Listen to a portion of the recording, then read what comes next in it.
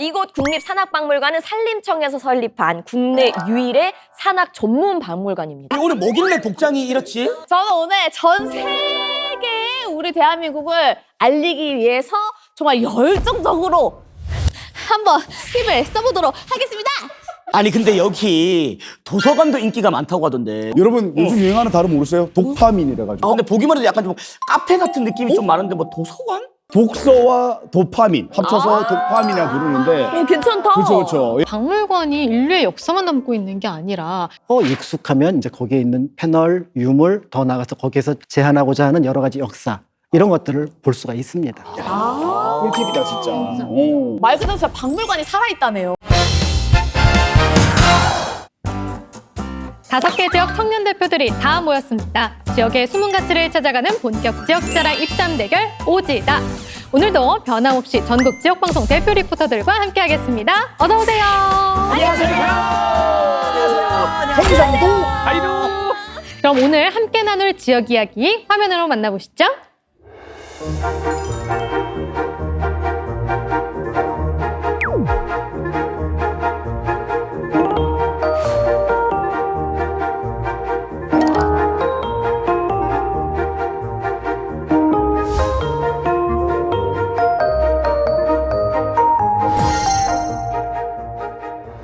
오늘의 주제, 살아있는 박물관입니다. 우리 눈앞에서 생생하게 역사, 문화, 생태를 만나볼 수 있는 박물관 여행 떠나볼 텐데요. 반가운 전문가 모셨습니다. 인사 부탁드릴게요. 안녕하세요.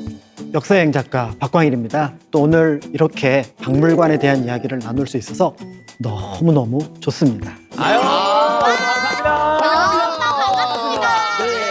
여러분들께서는 가장 기억에 남는 박물관 있으신가요? 저는 자동차를 워낙 좋아해요.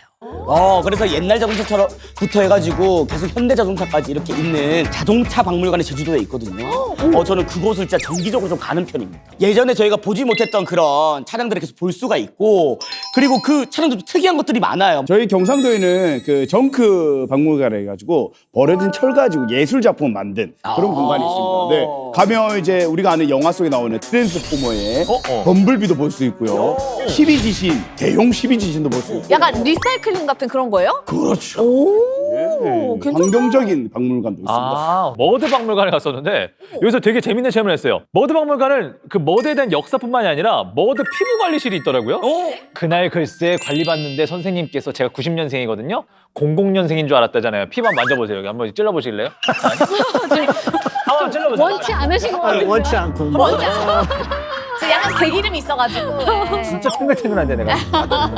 자, 우리 리포터들 이렇게 특별한 박물관들 이야기 많이 해주셨는데요. 최근에 국립중앙박물관 굿즈가 품절 대란이 있기도 하고, 네, 이렇게 국내 전통의 박물관들이 새로운 시도를 많이 하면서 젊은 관광객들도 늘어나고 있거든요. 그런 변화를 좀 실감하신 적이 있으신가요? 최근에 국립중앙박물관 가보신 분들은 아시겠습니다만은 중국 지안에 있는 광개토대왕비 디지털로 전시를 해놨어요. 실제 크기 그대로. 그러니까 우리가 직접 가보지 못하는 것들을 예전에는 약간 이렇게 좀 조악한 사진 같은 것이었지만 이제 디지털 기술이 발달하면서 그런 것들을 이제 정확하게 보여주기도 하고요. 또 한편으로 이제 미디어 아트를 통해서 예를 들어 국립춘천박물관에서 예전에 이제 관동팔경 특별전을 했었는데 정자 하나를 묘사하고 그 앞에 바다를 그대로 미디어 아트로 계속 한 거예요.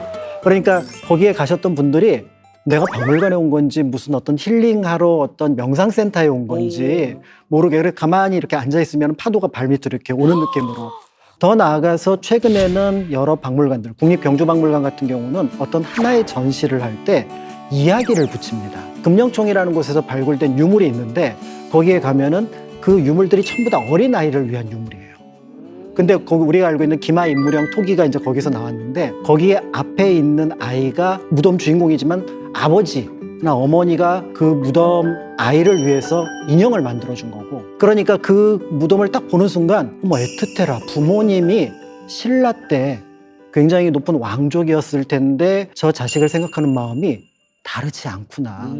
이런 것들을 생각하는 스토리형 전시가 굉장히 많아지고 있어서 결국은 새로운 세대를 향해서 박물관도 굉장히 많이 변화하고 있는 중이다라는 것을 확인할 수 있었습니다. 야. 점점 재밌어져. 진짜 또 파고들어 또. 진짜 말 그대로 진짜 박물관이 살아있다네요. 그만큼 이제 박물관이 대중하고 많이 호흡하기 시작했습니다. 여러분이 생각하시는 박물관의 매력 어떤 게 있으실까요? 나는 이 이유 때문에 박물관에 간다. 사진 찍기 좋다. 그러니까 내가 얘기하려고 그랬어요. SNS 인증하려고. 저희가 너무 많은 이런 지식들이 왔다 갔다 하다 보니까 딱 한 곳에 집중하기 쉽지 않잖아요. 근데 그 박물관에 가면 오늘 하루만은 내 시간을 온전히 여기에 써야겠다. 이런 생각이 좀 들 수 있어가지고.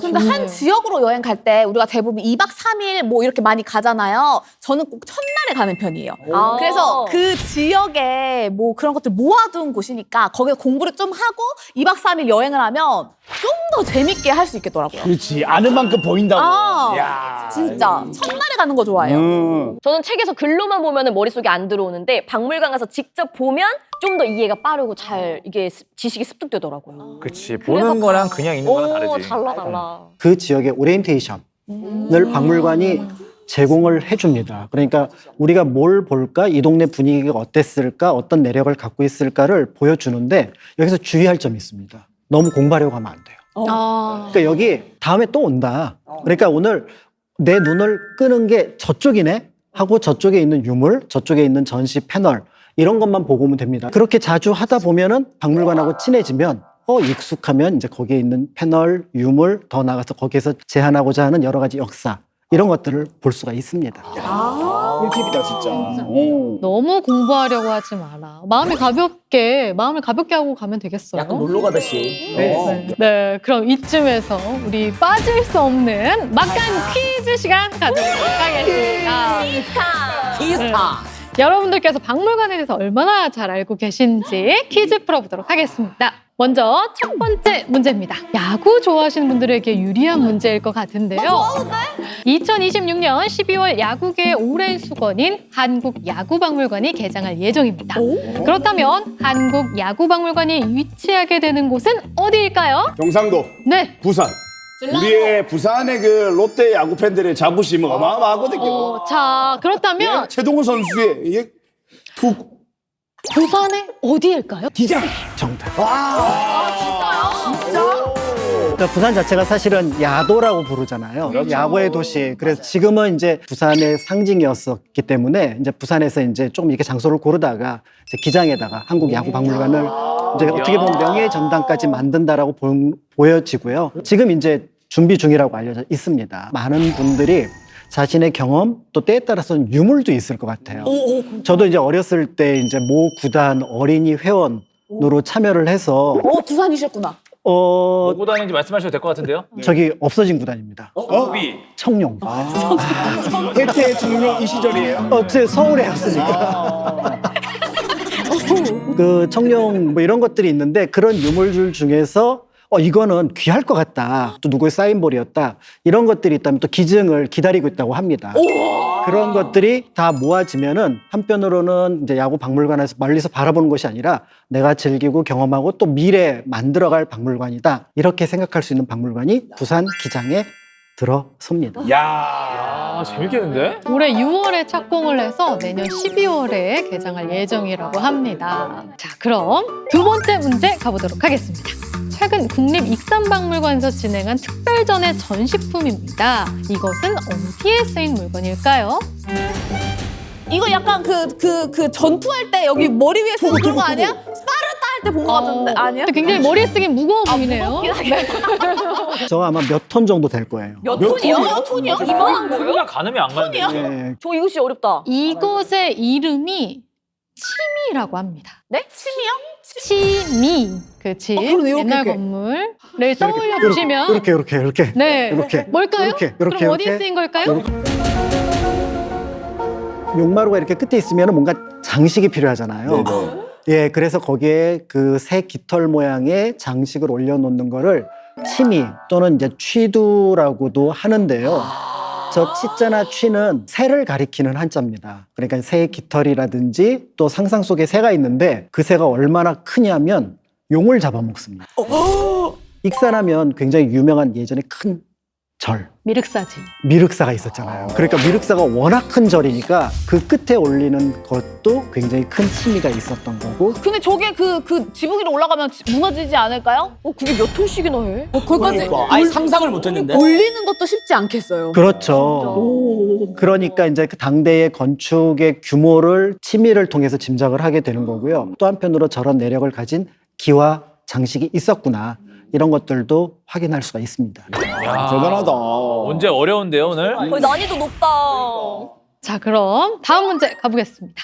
이 도자기의 이름은 무엇일까요? 이거 부잣집 가면은 그 대문 들어가자마자 이거 그림 많이 해놓던데요. 돈 들어온다고? 맞습니다. 이 도자기의 이름은 달 항아리 아닌가요? 정답입니다. 우리 집에 있어. 다들 달 항아리 없어요? 달 항아리? 외국에서 뭔가 도자기를 만든다 그러면 굉장히 모양을 예쁘게 만들고 또 문양을 여러 가지를 집어넣어요. 그런데 우리나라 사람들은 이 정도면 어때라고 툭 던진 것처럼 둥글게 만들어서 딱 보는 순간 수더분하고 모양도 하나도 없는 거죠. 요즘에 박물관에 가면 저걸 어떻게 전시를 하냐면은 까만 바탕에다가 저 도자기 하나만 딱 올려놓고 주변에서 빛을 이렇게 딱 쏩니다. 그러면 자연스럽게 한밤중에 휘영청 떠오르는 보름달을 상징하는 거고요. 한국 도자기의 아름다움 그리고 그 넘어서 우리나라 한국 문화가 어떤 아름을 추구하는가 이런 것들을 보여주는, 그래서 비어있는 듯하지만 꽉 차 있고 꽉 차 있는 것 같지만 비어있는 그 느낌을 저 도자기가 보여줍니다. 그런 의미가 있구나. 어떻게 맞췄어? 뭔가 고귀한 느낌이 있더라. 네, 이렇게 막간 박물관 퀴즈와 함께 박물관에 한 발 더 가까이 다가와 봤습니다. 박물관이라고 해서 뭐 한 가지 형태만 있는 게 아니잖아요. 지역별 특색을 가득 담고 있는 박물관들 만나볼 텐데요. 어떤 지역 가장 먼저 가볼까요? 또 이제 파릇파릇 봄이 됐잖아요. 그래서 이 봄날에 또 등산 떠나시는 분들 많으실 텐데 우리 강원도에는 이런 등산객들의 눈길과 발길을 사로잡는 박물관이 있습니다. 소개해드릴게요. 우리나라처럼 등산에 진심인 곳이 또 있을까요? 집집마다 등산복 한 벌씩은 꼭 있잖아요. 내가 찐 등산 매니아다. 아님 이번 기회에 등산이나 좀 해볼까 하시는 분들은 속초에 있는 국립산악박물관에 꼭 와보세요. 우리나라 산이 얼마나 멋진지 다양한 지식들을 얻을 수 있고 또 VR 체험도 할 수 있다고요. 그리고 체계적인 등산 교육을 받을 수 있는 등산 학교도 있으니까 속초에 오셔서 등산 엘리트가 돼보세요. 등산 좋아하시죠? 좋아요. 너무 좋아요. 저는 사실 엄청 선호하지 않았습니다. 근데 강원도 다르네요. 또 등산으로 가버리네요. 근데 저처럼 등산에 조금은 진심이 아닌 사람들에게는 약간 지루하지 않을까 싶은 그런 그럴 수 있어. 네, 걱정이 있습니다. 박물관이잖아요. 직접 산에 가는 것도 아니고 그러니까. 또 등산의 역사만 쫙 늘어놓은 게 아니라 가면은요 이렇게 놀이처럼 즐길 수 있는 게 많아요. VR 체험도 할 수 있고요. 실내 암벽 등반 체험도 할 수 있어요. 그런 거 괜찮다. 그거 괜찮다, 근데 이렇게 괜찮다. 난이도별로 나뉘어져 있어서 이렇게 뭐 어른이 할 수도 있고 아이들 처음 해보는 아이들도 할 수 있는 코스가 나뉘어져 있어서 굉장히 재밌게 체험할 수 있고 또 고산 체험을 할 수 있습니다. 오, 고산 체험이요? 해발 3,000m, 해발 5,000m 산에 올라갈 수 있어요? 저렇게 고산 체험을 할 수 있네. 맞아요. 암벽 등반도 할 수 있고. 근데 산악교실 이런 거 좋은 거 같은 게 한번 배워두면 이거 평생 써먹는 거잖아요. 그치. 이런 거 괜찮다. 자, 요거 하세요, 그러면. 실내 암벽 등반 체험도 굉장히 재밌습니다. 라인이 너무 멋있는데. 아, 좋네요. 아니, 저는 고산 체험이라고 해서 VR로 하는 건가 싶었는데. 이렇게, 직접 이렇게. 직접 느낌과 그다음에 저산소 체험까지 해볼 수 있는 그런 곳이었습니다. 우리나라가 뭐 사실 히말라야처럼 아주 높은 산은 없지만 그래도 뭐 산악 강국 중에 하나잖아요. 관심이 아주 뜨거운데요. 작가님께서는 국내 여행 많이 해보셨으니까 약간 우리나라 분들의 이런 산 사랑 느껴보셨을 것 같은데요. 등산의 일가견을 가지고 있는 건 분명합니다. 제가 이제 외국 사람들하고 한국 사람이 섞여서 역사 유적, 특히 이제 산중턱에 있는 역사 유적을 가잖아요. 그러면 외국 분들은 시작한 지 한 5분, 10분만 되면 숨이 차서 천천히 가자고. 그런데 평소에 산 싫다고, 산 못 간다고 이런 분들도 여기는 괜찮은데요? 이 정도면 충분한데요? 라고 생각을 하고 올라가시는 걸 봤고요. 예전에 이제 경제와 관련된 일화가 하나 있습니다. 이제 한국의 이제 등산용품 시장을 조사하던 이제 유럽의 업체였었는데 아무리 봐도 한국의 등산 업체는 포화 상태라고 봤던 거죠. 여기는 레드오션이다. 더 이상 판매가 불가능하다. 그런데 그 메이커를 가져오고 싶었던 한국, 이제 판매하고 싶어 하는 분이 어디로 데려갔냐면은 북한산 국립공원 입구로 데려간 거예요. 우리나라에서 가장 입장객이 많은 국립공원이거든요. 이 사람들이 다 산을 간다고요? 충격이구나. 그만큼 한국 사람들은 알게 모르게 옆에 산이 있어서 그러니까 올라가다 보니까 자연스럽게 등산 애호가 되었다. 그리고 또 우리나라 분들은 이제 등산 용품 장착을 잘 하시잖아요. 맞아요, 맞아요. 그런데 또 한편으로는 등산을 너무 또 가볍게 생각해서 위험에 처하는 분들이 있기 때문에 뭔가 이제 이런 것들에 대한 사전 학습도 필요하지 않을까. 맞아. 또 이런 생각이 들기도 하죠. 철저히 준비하는 게 나쁜 건 아닌 것 같아요. 근데 저도 등산을 참 좋아하지만 여기 가면 그러면 좀 뭔가 엘리트 등산인이 될 수 있는 건가요? 당연하죠. 그래요? 나윤도 엘리트가 될 수 있어요. 어머. 이곳 국립산악박물관은 산림청에서 설립한 국내 유일의 산악 전문 박물관입니다. 그래서 우리가 알고 있는 산에 대한 기본적인 지식뿐만이 아니라 처음 하는 그런 지식들도 알 수가 있고 또 뭐 산악인이라던가 산악 장비의 변천사에 대해서도 알 수 있는데 자 여기서 막간 퀴즈! 자, 지금 사진에 나오는 이 장비는 어떤 장비일까요? 근데 뭐 끈이 있는 거 보니까 뭐 묶는 거네 일단. 저는 알 것 같아요. 사실 저도 산을 좋아하고 오름을 좋아하는 이 제주인으로서 저것은 아이젠입니다. 아이젠? 맞죠? 정답! 와 역시! 맞아요. 맞죠? 광복 이후에 나온 아이젠이에요. 그리고 이 지도는 그 금강산 팸플릿인데 1928년도에 나온 지도예요. 이렇게 우리나라 명산과 그다음에 산악 장비의 변천 등에 대한 지식이 쌓일 수 있는 곳이 산악 박물관입니다. 체험이나 교육은 아무 때나 그냥 진행이 되는 거예요? VR 체험이나 그 암벽 등반 체험 같은 경우는 무료로 아무 때나 할 수 있고요. 고산 체험은 조금 위험할 수 있잖아요. 그쵸. 그래서 강사님이 상주에 계셔서 꼭 예약을 그거는 해주셔야 돼요. 저런 식으로 교육을 하는 거구나. 근데 이런 거는 한 번 배우면 자전거처럼 쭉 간다고요. 그렇지, 그렇지. 이게 몸에 남긴다고요. 그 아이들이랑 같이 가면 평생 등산할 수 있지 이제. 좋다. 좋다, 진짜. 너무 좋죠. 저게 다 같이? 이렇게 오늘 소개해준 국립산악박물관에 가면 뭐 이런 주의사항도 다 알 수 있고 교육도 받고 체험도 해볼 수 있다고 하니까요. 제대로 알고 등산을 해보시면 좋을 것 같습니다.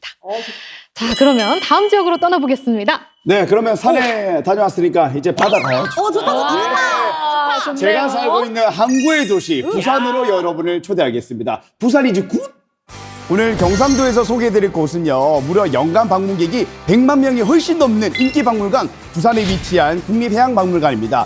부산의 앞바다를 배경으로 마치 우주선 같은 외관을 자랑하는데요. 특히나 아쿠아리움을 방불케 하는 수족관, 거기에 해양 레저, 바다 체험까지 즐길 수가 있습니다. 바다의 역사와 문화 그리고 과학, 세상 바다의 모든 이야기 들으러 국립해양박물관으로 오세요. 역시 그 강원도가 산이면은 부산하면 또 바다죠. 그렇죠, 그렇죠. 근데 보니까 거기 굉장히 큰 걸로 제가 기억하거든요. 네. 국립해양박물관에서 여긴 꼭 가야 된다. 뭐 이런 곳이 있을까요? 일단 제가 추천하는 곳은 3층에 보면 수족관이 있습니다. 여기에는 이제 가까이에서 다양한 생물을 만나볼 수 있고요. 여기서 10분에서 15분 정도 공연하는 게 있는데 되게 매력적인 공연이거든요. 어린아이와 어른이 좋아할 만한 스토리 엮어가지고 멋진 공연이 펼쳐지기 때문에 여러분들 꼭 한번 가보시길 바라고요. 그래서 제가 준비했습니다. 바로 이곳! 보세요! 수족관! 이야! 보세요! 근데 진짜 작은 바다네요. 바다를 옮겨놨네요. 네. 여러분 볼 수 있다니까. 귀한 거, 귀한 거. 엄청 크다. 저게 여러분 다 무료입니다. 그냥 가서 보시면 무료예요? 돼요. 무료예요? 진짜로? 입장료가 없어요. 진짜 교육적으로도 좋겠어요. 네네네. 우리나라에 이런 수족관이 무료인 데도 있어? 정말 이런 곳은 뭐 동심으로 돌아가게 되는 것 같아요. 저희도 보면서 너무 신기하고요. 아니 근데 여기 도서관도 인기가 많다고 하던데 근데 보기만 해도 약간 좀 카페 같은 느낌이 좀 많은데 뭐 도서관? 그것도 연관이 있나요? 여러분 요즘 유행하는 단어 모르세요? 도파민이라 가지고. 도파민? 이거 독이요? 아니 뭐 하냐 지금. 그러니까 독 함부로 쏘지 마. 독서와 도파민 합쳐서 도파민이라고 부르는데. 괜찮다. 그렇죠. 예. 우와. 이 충족할 수 있는 곳이 바로 이 바다 도서관이 돼가지고 부산에 있습니다. 여기가 이제 관광 명소가 돼가지고요. 4곳 중에 한 곳이 국립해양박물관 안에 있습니다. 이것이 어떤 곳이냐면 이 방학 중에는 하루에 1000명의 학생들이 찾아오고요. 방학 아닐 때도 무려 400명의 학생들이 찾아와가지고 되게 핫한 곳이에요. 왜 그러냐면 이 전체 도서가 약 56,000권 있거든요. 그 중에서 해양 도서만 약 16,400여 권. 어머머머머. 그만큼 클래스가 남다른 거예요. 저기 좋은 게 있잖아요. 저 바로 앞에 바다가 있잖아요. 괜찮다. 바다를 보면서 책도 읽을 수 있고. 뭔가 네. 바다 속에 있는 듯한 느낌일 것 같아요. 도파민 제대로 충전되지 않겠어? 아 진짜. 진짜 예쁘다. 한 번 가면 그냥 몇 시간 그냥 흐르겠는데요? 네. 이건 진짜 도파민 맞네. 맞아. 거의 이곳에 있는 책의 5분의 1 이상이 해양 관련 서적인 건데 이곳에 가면 정말 바다에 대해서 제대로 알 수 있는 시간이 될 것 같습니다. 우리나라도 뭐 전통적으로 해양 강국 중에 하나가 아닐까 싶어요. 작가님께서 우리나라 이 해양 역사 중에서 좀 의미 있는 그런 일을 꼽으신다면 어떤 게 있을까요? 혹시 바다의 날이 언젠지 아시나요? 저는 압니다. 5월 31일입니다. 정답. 자, 그러면 그날이 왜 바다의 날인지도 아시죠? 죄송해요. 제가 뜻까지는 몰라요. 오늘 어떻게 알았대? 뭐. 그날을 알고는 있었어요. 그러니까 5월 31일이 바다의 날인데 그 날을 결정하게 된 이유는 우리 역사 속에 있습니다. 우리나라의 해상왕 장보고가 완도에다가 청해진을 설치한 것이 4월이라는 기록이 남아 있어요. 그러니까 그 4월을 환산하면 양력으로 5월이 되니까 또 5월이 바닷가에서 여러 행사가 많이 있는 풍어제 같은 것들이 많이 있어서 그날의 마지막 날을 5월 31일을 바다의 날로 정했거든요. 그러니까 우리 역사의 어떤 찬란했던 장보고 시대를 한번 떠올려 보면 좋을 것 같고요. 그리고 우리 지도를 사실은 항상 이렇게 북쪽, 남쪽 이렇게 돼 있잖아요. 우리 이제 지역들도. 요거를 싹 돌리면 어디가 제일 위로 올라가냐면 전라도, 부산이 제일 위로 올라갑니다. 제주도가 맨 앞에 있고요. 그리고 그 위로 태평양이 펼쳐지죠. 그러니까 우리가 알고 있는 해양수산부에 가면은 그 지도가 걸려 있습니다. 그러면 우리는 항상 위가 막혀 있어라고 생각을 하는데 뒤집어 놓으면 앞으로 바다가 뚫려 있어. 그래서 세상은 거꾸로 바라는 그런 말이 있었구나. 네, 거꾸로 바라 하잖아요, 항상. 우리는 어쨌든 그런 유전 인자만 다시 되살리면은 굉장히 해양 강국으로 나아갈 수 있고 실제로 나아가고 있죠. 세계 조선 산업이라든지 해운에서 한국이 차지하는 비중이 굉장히 큽니다. 그렇게 생각해 본다면 역시 우리는 이제 바다와 관련 있는 그런 어떤 장보고의 또 유전자를 가지고 있는 나라라고 볼 수도 있습니다. 와, 아니 이렇게 설명을 듣고 나니까 국립해양박물관 더욱더 뭔가 기쁜 마음으로, 네, 희망찬 마음으로 보러 갈 수 있을 것 같거든요. 가야지. 와야지. 네, 아이들 데리고 가면 좋을 것 같은데 아이들과 함께 할 수 있는 그런 팁이나 네, 그런 내용들이 있을까요? 일단은 아이들이 진짜 많이 와요. 여기가 보면 전시 해설이 어린이용이 따로 있고요. 특히나 어린이 박물관이 또 있습니다. 여기는 이제 다양한 주제를 가지고 공연도 하고 여러 가지 체험을 할 수 있는데 지금 보면 이제 타임머신을 타고 바다 여행이라는 주제로 바다 탐험가가 되어서 과거와 현재 그리고 미래의 바다를 경험하면서 이 도전 의식도 생기고 거기다가 해양 환경에 대해서 배워서 아이들에게 굉장히 인기가 많습니다. 이래서 박물관이 좋아. 그러니까 이렇게 재밌어하는 국립해양박물관 만나봤고요. 다음 지역 가보도록 하겠습니다. 어디로 가볼까요? 자, 이번에는요. 충청도입니다. 뒤집어서 봐도 이리 봐도 중앙에 있는 대한민국 중심지에 있는 충청도 소개해드리도록 하겠습니다. 지금 바다와 산을 보셨으니까요. 저는요. 이 모든 것을 아우르는 그런 곳으로 가보려고 합니다. 어디지? 환경을 사랑하는 여러분들! 서천의 국립생태원을 아시나요? 이곳에 가시면요. 한반도를 넘어 전 세계 기후별 생태계를 공부하실 수가 있습니다. 책으로만 보던 동식물들을 이곳에서 볼 수 있는데요. 희귀한 노루와 담비 그리고 펭귄까지 예쁜 애들 너무 많아요. 동식물을 함께 공부하시고요. 그리고 환경을 보호하고 지구에 대해 어떻게 하면 더 지켜줄 수 있을지 생각해 보자고요. 우리 같이 서천 국립생태원에서 고민해봐요. 여기구나. 지구를 지켜주세요. 지키자. 와, 근데 이 전 세계 생태계를 한눈에 볼 수 있는 곳이 충청도에 있었다니. 새로운 사실 알게 됐네요. 맞습니다. 이 국립생태원이 설립이 된 지 지금 11년이 됐습니다. 오래됐다. 전 세계적으로 생태계가 무분별하게 이제 훼손이 되면서 많이 또 위기설도 찾아오고 하잖아요. 멸종 위기종 자체가 지금 굉장히 많이 늘어나고 있습니다. 기후변화도 그렇고요. 그래서 이 국립생태원은요. 그런 생태계의 위기, 이런 변화 속에서 여러 가지 조사와 연구를 하고 그리고 또한 기술도 연구를 또 개발을 하면서 이곳에 가면은 이 생태계에 대한 우리의 경각심을 일으킬 수 있는 그런 목적으로 또 많이 또 지금 노력을 하고 있는데요. 가면은 아마 많이들 반성하실 겁니다. 반성하고 앞으로 우리 환경에 대해서 좀 더 생각해야겠다. 네, 이런 생각을 하게 되실 거예요. 아, 제이 씨가 좀 많이 반성했네, 얼굴에 보니까. 그러니까요. 많이 쳐져 있어요. 미안하다 지구야. 야 그래도 분리수거는 잘하고 있거든요. 아, 다행이다, 다행이다. 얘가 누군지 맞춰보세요. 짜잔! 이 동물은 어떤 동물일까요? 너무 쉬워요. 정답. 네. 부엉이. 아니죠, 올빼미 아니에요? 땡입니다. 나도 올빼미인 줄 알았는데. 올빼미? 자, 정답은 올빼미입니다. 올빼미예요. 근데 올빼미를 제가 왜 말씀을 드렸냐면 제가 소개해드린 서천 국립생태원에서는요 월별 멸종 위기종을 하나씩 알려줍니다. 근데 이제 5월에 지정을 해주신 게 바로 올빼미입니다. 그런데 그 올빼미와 부엉이는 뭐가 다른 거예요? 제가 알려드릴게요. 나 새그러운 줄 알았어. 야, 기술 늘었다. 자, 솔부터의 깨알지식 제가 알려드릴게요.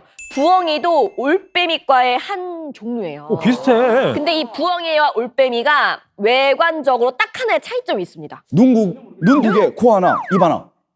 부엉이는 깃이 있고 올빼미는 민둥민둥. 저렇게? 이렇게 좀 매끈해요. 기깃의 차이예요. 기깃의 차이. 맞아요. 나 부엉이가 좀 더 땡글땡글하게 생긴 줄 알았어. 눈을 눈을 부르. 오, 닮았다. 부엉이상이다. 닮았다, 부엉이. 네, 귀 깃으로 구별을 하면 되겠습니다. 눈빛이 아니에요, 여러분.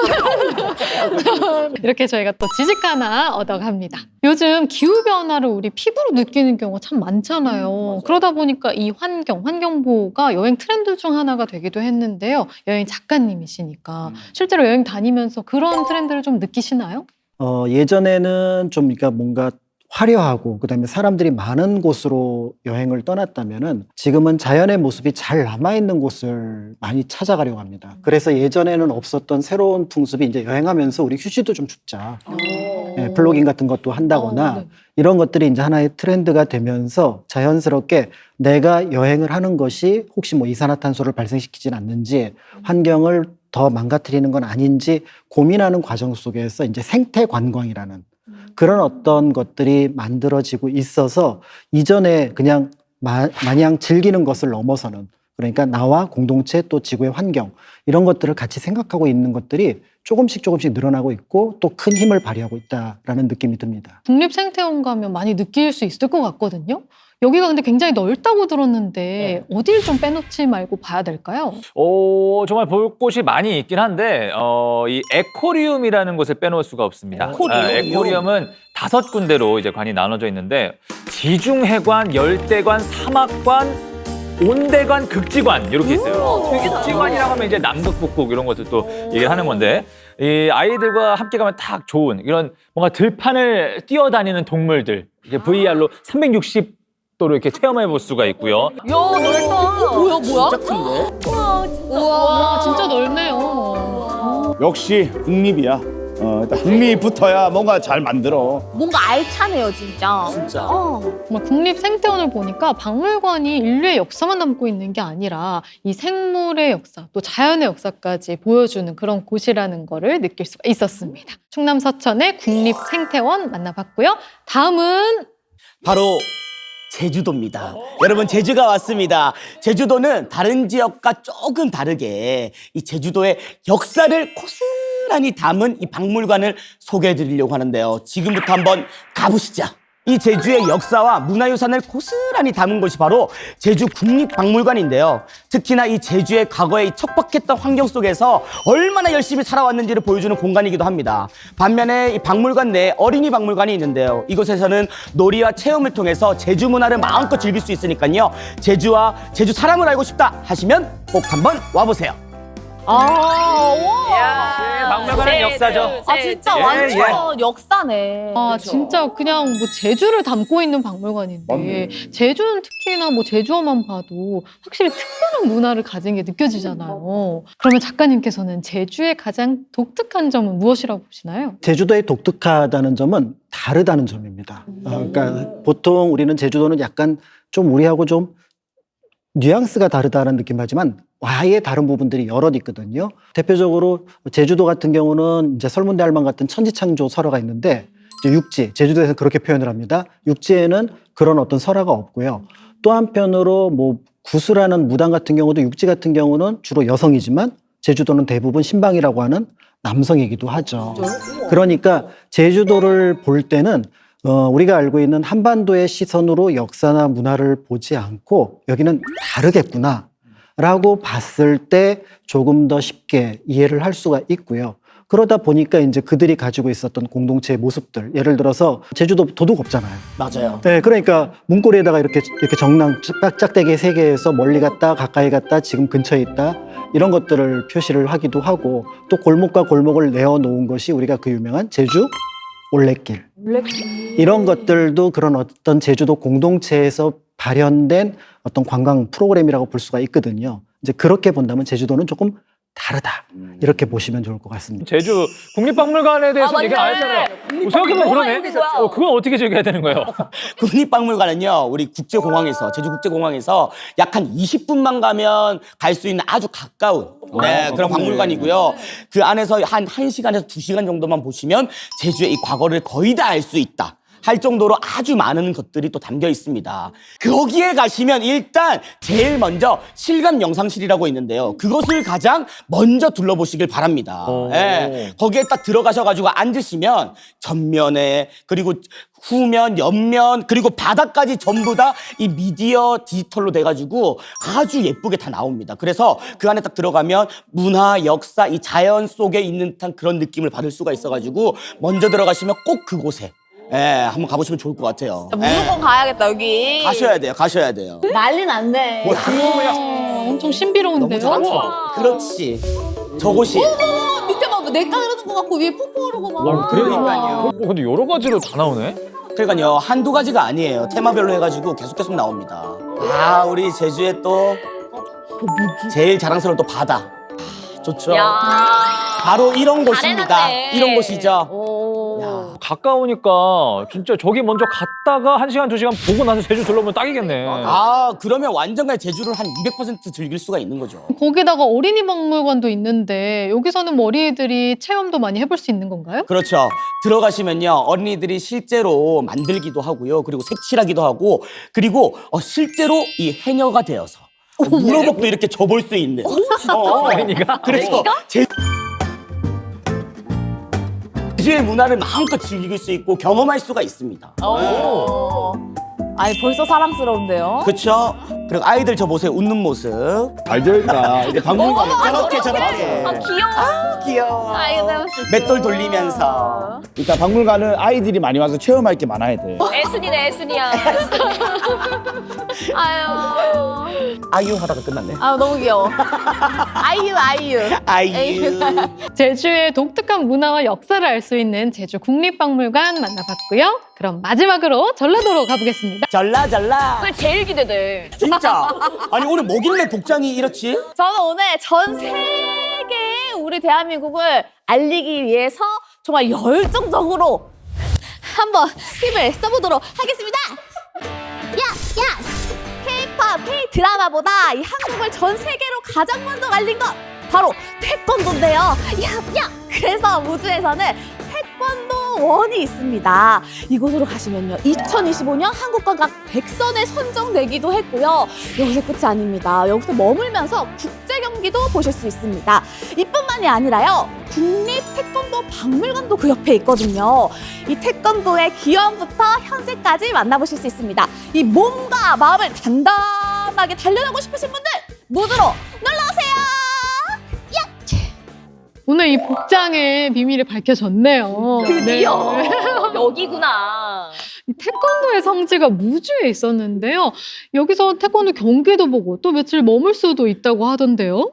맞아요. 여기가 정말 규모가 크거든요. 여러분 놀라지 마세요. 월드컵 경기장의 10배 크기예요. 월드컵 경기장인데 여기가 이제 뭐 경기도 하고 뭐 수련도 하고 교육도 받을 수 있고 또 다 같이 모여서 교류까지 할 수 있는 그런 곳이거든요.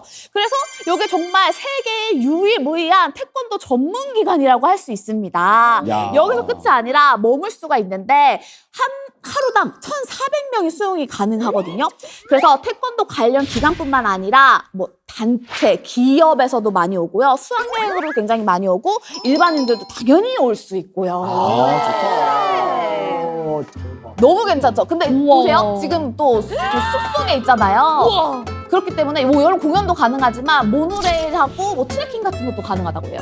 우와. 여기 명상 숲길 또 이게 마음을 또 다져야 되고 그러니까 이것저것 다 할 수 있는 거예요. 태권도에 모든 것이 있지만 그것뿐만 아니라 체험거리도 굉장히 많다. 근데 저는 어릴 때 좋아했던 남자애가 태권도 하는 모습이 너무 멋있었거든요. 시범도 볼 수 있어요? 야. 태권도 시범? 또 잘생긴 남자들 또 막 해주는 거 아니야? 막 이렇게 막 뒤돌려차기 하면 진짜 멋있었잖아요. 잘한다니까, 진짜. 물론이죠. 또 3월부터 10월까지 매일 2번씩 시범 경기를 볼 수가 있고요.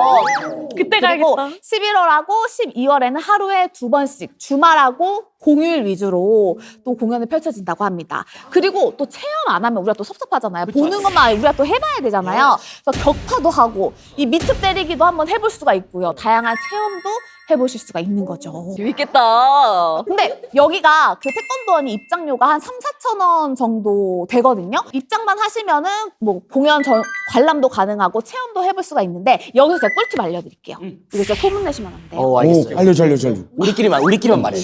네, 우리가 여기서 이제 태권도 진흥재단이 창립 20주년을 했어요. 그래서 올해 5월부터는 200원만 받는데? 여러분 5월부터 무료래요. 와, 저게 태권도 공연이에요. 약간 우리 태권도 멋있어. 알던 거랑 다르다. 저 표정. 근데 그냥 웃으면 안 돼 이거요. 진짜 절도 있네요. 발 하나하나에 결단력이 있잖아. 근데 진짜 우리의 무술을 저렇게 음악이랑 콜라보하니까 더 멋있겠다. 야, 신난다. 예컨대 우리가 그 취재하면서 태권도 공연 많이 보잖아. 가장 화려한 공연인 거. 이 스케일과 퀄리티가 남다른 것 같은데? 미안한데 너무 많이 움직이잖아. 네, 죄송해요. 태권도는 우리나라가 종주국이고 또 해외에도 많이 이미 널리 알려져 있잖아요. 그러면 좀 국제적 관광지로서의 경쟁력도 있을 것 같은데 작가님께서 어떻게 보시나요? 지금이야 이제 한국 자체가 굉장히 높은 브랜드 가치를 갖고 있지만 80년대, 90년대만 하더라도 굉장히 뭐 한국 하면은 어디 있지라는 사람들을 많이 만나게 됩니다. 그런데 그 어디 있지 하는 사람들을 제일 먼저 나가서 깨쳐준 사람들이 바로 태권도 사범님들. 그렇지. 네. 그리고 그 태권도 사범님은 뭐 신체를 단련하는 것뿐만 아니라 상대방에 대한 예의, 존중 이런 것들을 가르쳤기 때문에 지금 이제 세계 태권도 연맹이라고 예전에는 불렀었는데 지금 그냥 세계 태권도로 줄여서 이제 표현을 하고 있는 그 전 세계적인 네트워크가 한 200개가 넘습니다. 그러면 우리나라가 외교 관계를 맺은 나라보다 더 많은 곳에 태권도와 관련된 한국 분들이 활동을 하고 있고 또 그 제자들 또 그 동료들이 있다는 얘기니까 그분들이 언젠가 한번 내가 이 태권도를 일상으로 그리고 수련을 해왔다면은 가보고 싶은 나라 그리고 그 한국의 무주에 있는 태권도원으로 올 수 있지 않을까. 그래서 조금만 또 많은 관심을 가진다면 굉장히 많은 외국인들이 오시지 않을까라는 생각을 합니다. 맞아요.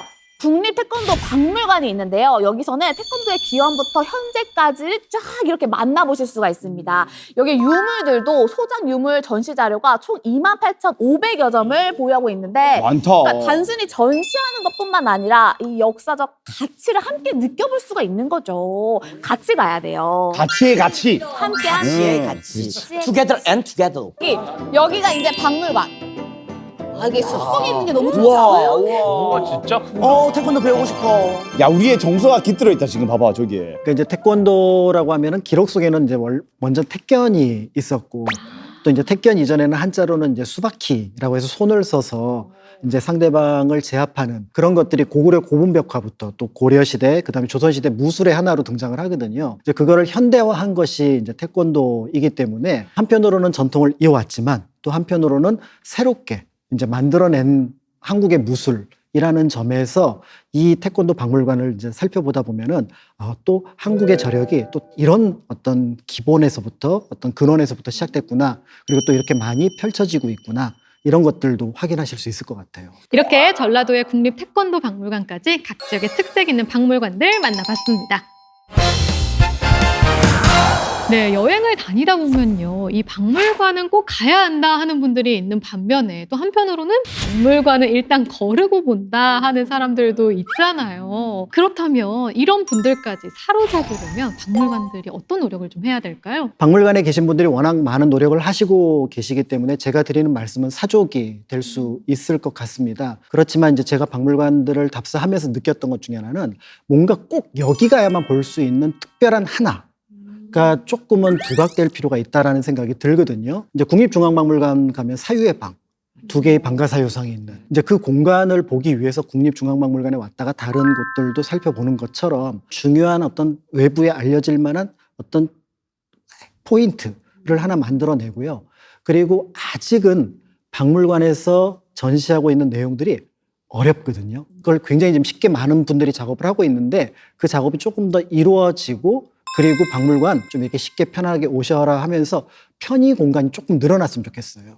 그래서 내 옆에 굉장히 중요한 국가유산들이 있는데 그 앞에서 뭐 이렇게 차 한도 마시고 체험도 하고 이러면은 박물관이 좀 더 친해지지 않을까 이런 생각을 해봅니다. 무거운 곳이 아니다. 맞아, 친근한 곳. 이 박물관의 문턱을 낮추려고 많이 노력을 하고 있다고 하니까요. 우리도 관심을 가지고 자주 방문해주면 좋을 것 같습니다. 오늘은 색다른 즐거움이 있는 지역 박물관들 만나봤습니다. 저희는 다음 시간에 새로운 주제로 다시 인사드릴게요. 고맙습니다. 고맙습니다. 여러분 오지다로 오세요.